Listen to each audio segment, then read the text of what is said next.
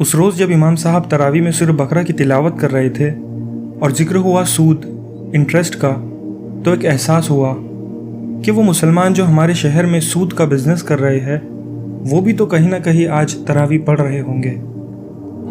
کیا ہی اچھا ہوتا کہ وہ سمجھتے کہ کیا بات کہی جا رہی ہے۔ جو لوگ سود کھاتے ہیں وہ قبروں سے اس طرح حواس باختہ اٹھیں گے جیسے کسی کو جن نے لپٹ کر دیوانہ بنا دیا ہو۔ اگر یہ سن کر وہ یہ سوچتے کہ ہم تو صرف ایک تجارت کر رہے ہیں، یہ تو کمیشن ہے، تو آگے رب العالمین کی طرف سے یہ بھی سن لیتے۔ یہ اس لیے کہ وہ کہتے ہیں کہ سودا بیچنا بھی تو نفع کے لحاظ سے ویسا ہی ہے جیسے سود لینا، حالانکہ سودے کو اللہ نے حلال کیا ہے اور سود کو حرام۔ اس کے بعد جب وہ سوچتے کہ اب کیا کرے تو آگے سنتے، تو جس شخص کے پاس اللہ کی نصیحت پہنچی اور وہ سود لینے سے باز آ گیا تو جو پہلے ہو چکا وہ اس کا، اور قیامت میں اس کا معاملہ اللہ کے سپرد، اور جو پھر لینے لگا تو ایسے لوگ دوزخی ہیں کہ ہمیشہ دوزخ میں جلتے رہیں گے۔ کاش کہ وہ سمجھتے کہ وہ کتنے ہی نیک کام کر لے لیکن سود، بیاس کا ایک لقمہ بھی انہیں ناشکرہ اور گنہگار بنا رہا ہے۔ اللہ سود کو نابود یعنی بے برکت کرتا اور خیرات کی برکت کو بڑھاتا ہے، اور اللہ کسی ناشکر گناہگار کو دوست نہیں رکھتا۔ اتنے واضح طور پہ اللہ سبحانہ نے سب بیان کر دیا، اب کیا کرے؟ مومنو، اللہ سے ڈرو، اور اگر ایمان رکھتے ہو تو جتنا سود باقی رہ گیا ہے اس کو چھوڑ دو۔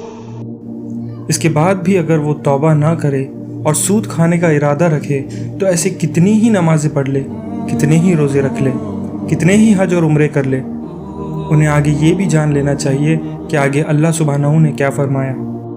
پھر اگر ایسا نہ کرو گے تو تم اللہ اور اس کے رسول کی طرف سے اعلان جنگ سن لو، اور اگر توبہ کر لو گے اور سود چھوڑ دو گے تو تم کو اپنی اصل رقم لینے کا حق ہے، جس میں نہ اوروں کا نقصان اور نہ تمہارا نقصان۔ مگر کاش وہ سمجھتے کہ تراوی میں کیا پڑھا جا رہا ہے، یا کم از کم وہ قرآن مجید کھول کے دیکھتے کہ اس میں کیا پیغام ہے۔ اگر ایسا ہوتا تو ممکن تھا کہ کئی لوگ صحیح راستے پر آ جاتے اور سود کی رقم معاف کر دیتے، ممکن تھا کہ سود میں ڈوبے کئی لوگ خودکشی سے بچ جاتے، ممکن تھا کہ کئی زندگیاں تباہ ہونے سے بچ جاتی۔ افسوس ہے ان لوگوں پر جو ضرورت مندوں کو قرض حسنہ دینے کے بجائے انہیں بیاج سے پیسے دیتے ہیں۔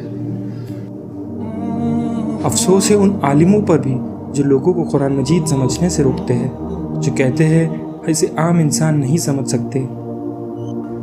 افسوس ہے ہم پر جو اس کتاب پر ایمان لانے کا دعویٰ کرتے ہیں لیکن اسے کھول کر سمجھنے کی ہمارے پاس فرصت نہیں، اس پہ عمل کرنے کی ہم میں جستجو نہیں۔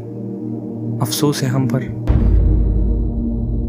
اور ہم نے قرآن کو سمجھنے کے لیے آسان کر دیا ہے، تو کوئی ہے کہ سوچے سمجھے؟